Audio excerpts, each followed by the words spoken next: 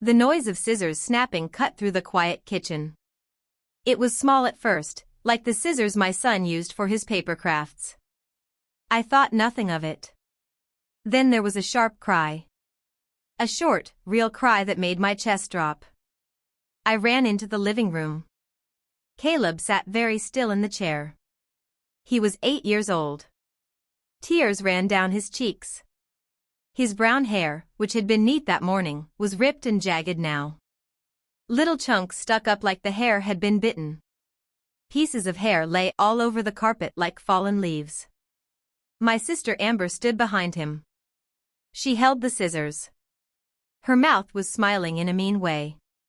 She pushed her hand into his hair. She looked like she was having fun. I felt my legs go weak.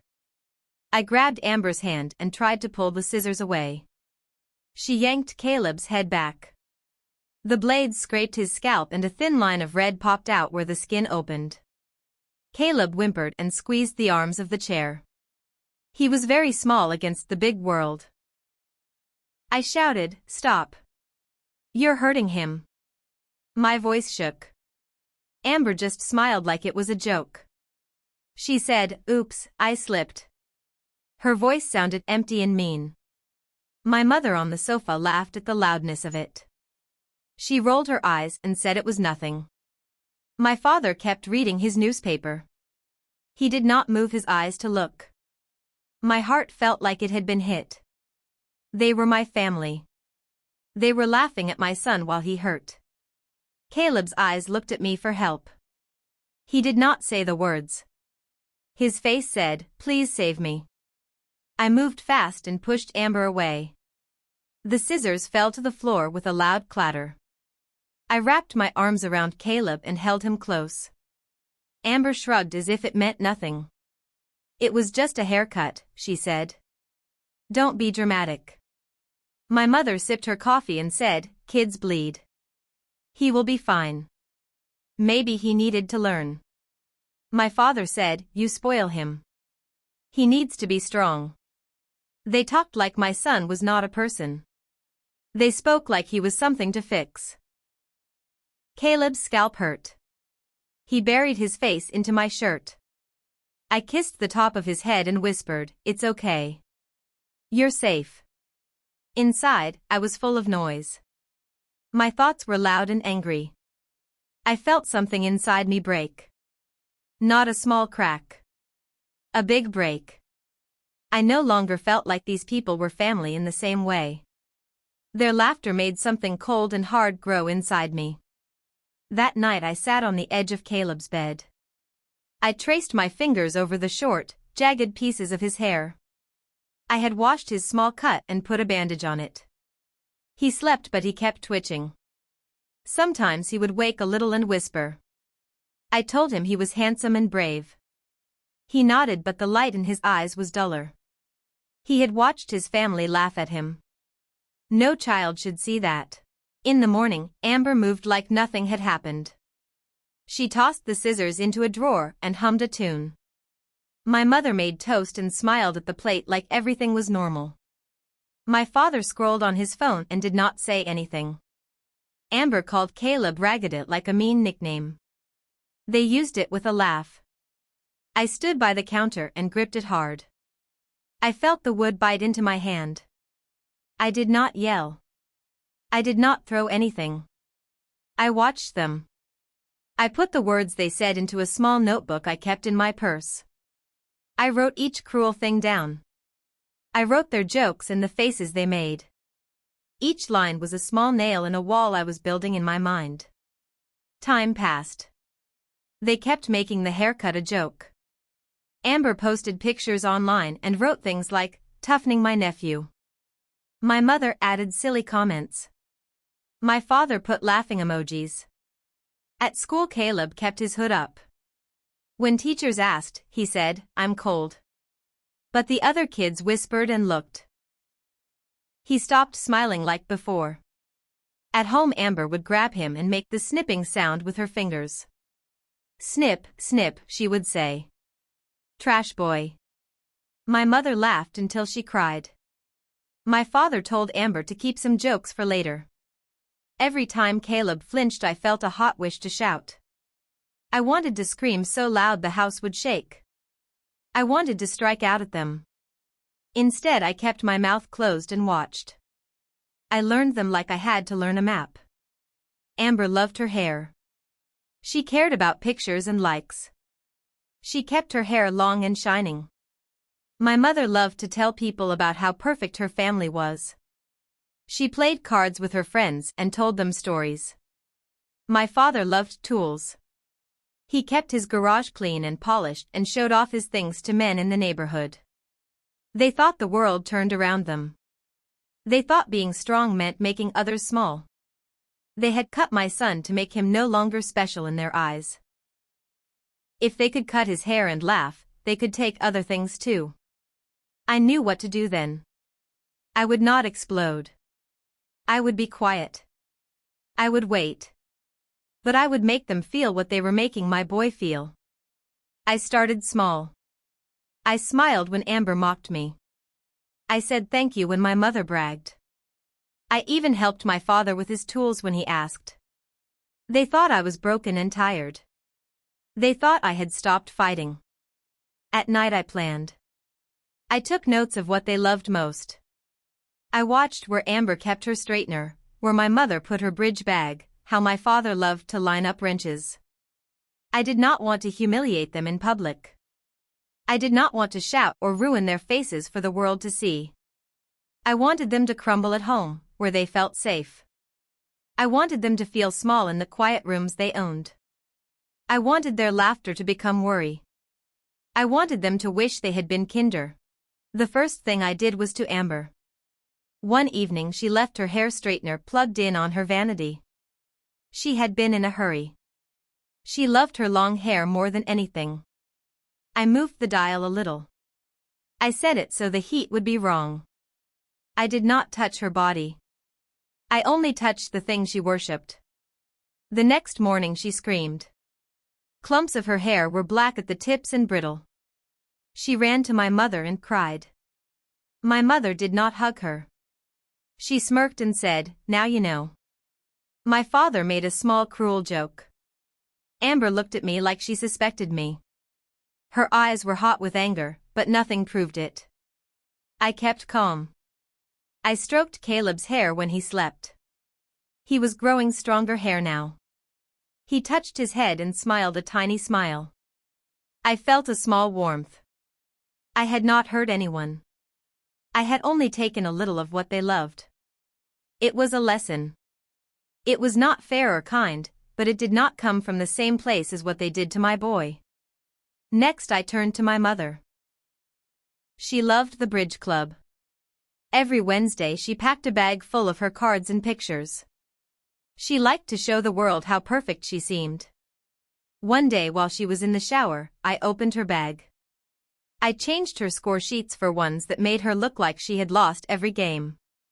I slipped in pictures that showed her not smiling, not proud. I wanted her to come home and find the thing she valued had failed her. She came home and wept. Her voice shook. She said the women at the club called her a fraud. My father laughed like it was funny. Amber said we were all falling apart. My mother's face had a hollowed look. She did not know who had done it. She did not know who had taken a piece of her. I sat and fed Caleb soup like nothing had changed. The last one was my father. He kept the garage as his kingdom. Every tool had a place. He would tell the neighbors he could fix anything. So I went into his garage and I swapped his best socket wrench set with a warped one I found at a thrift store. I loosened a small screw on his drill so it would act up. I did not break his tools. I only made them fail at the wrong time. The next morning he came home angry and covered in grease. A client had told him the work was sloppy. The men at the shop laughed and said he did not know his tools well. Amber laughed and my mother said, "Don't take it out on us." For the first time I heard cracks in my father's voice. I saw his pride shaking. They began to fight with each other. Amber called my mother weak. My mother called my father useless. My father spat that Amber was selfish. The house that used to ring with their loud jokes now sounded like it was breaking. Their laughter had gone. The smiles turned to faces that worried. One late night they came to me. Their steps were soft but their eyes were not. My mother's voice was small. She asked me to fix her reputation. My father told me to fix his drill before the men mocked him again. Amber begged me to fix her hair. They looked at me like I did things for them. They asked for help. I sat at the table with my notebook open. On the page were the words they had said about Caleb. He looks better ugly. He learns to live like trash. I tapped the ink. I said nothing. I handed them back the thing they had made with their own mouths. Their words had found their own way home. Caleb's hair had grown back thick and healthy. When he looked up at me, his eyes were steady. He did not flinch the way he used to. He held his head up higher than the house that had tried to push him down. I felt something warm and solid inside me. I felt taller than I had in years. They looked small in the kitchen. For the first time, I did not feel small. I had been building something quiet while they laughed. I had been saving my anger for a calm moment. They had pushed my child and laughed. Now they needed me. They needed the person they had ignored. I did not shout. I did not show them my notebook. I did not dance on their shame. I held Caleb and told him we would be okay. I fixed what I could fix. I helped my father with the drill because it was the right thing to do in that moment. I showed my mother how to mend what she thought was broken. I touched Amber's hair when she asked and I did it with no love in my fingers. I did not let them see hate or glee. Their lives changed a little because the things they used to hold up as proof of their value had been wobbled. Their faces were not as bright when they thought of showing off. Their words about my son faded at first because they had less to brag about. It was not that I wanted to ruin them forever. I wanted them to think before they laughed. I wanted them to know the sting they put on my boy. Weeks went by and the house grew quieter. The games at my mother's table did not feel as smug. My father's voice at the garage was softer. Amber's pictures were fewer. Sometimes their old ways returned for a day and then they would stop and look at each other like someone had touched a sore place.